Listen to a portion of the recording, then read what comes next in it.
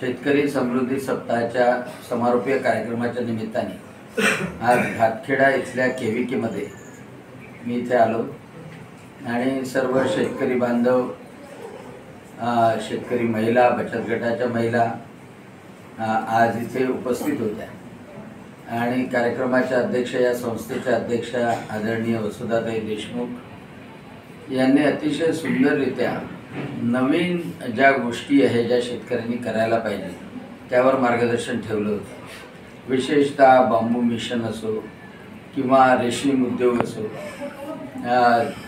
नैसर्गिक शेती असो, या सगळ्या गोष्टीवर शेतकऱ्यांशी संवाद साधता आला।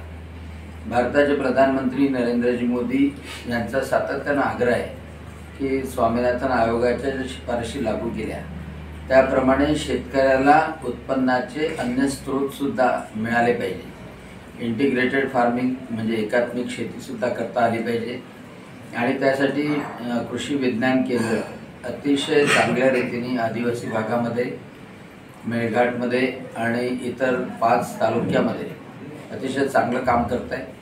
महिलाच्या बचत गटाचं सुद्धा काम करत आहे आणि ICRच्या ज्या गाईडलाईन्स आहेत त्याप्रमाणे या 55 एकरावर विविध प्रकारची शेती त्यांनी केलेली आहे आणि ते शेतकऱ्यांना मार्गदर्शक आहे। आणि म्हणून आज इथे आल्यानंतर मी त्यांचं अभिनंदन केलं आणि पुढील कामाकरता शुभेच्छा दिल्या।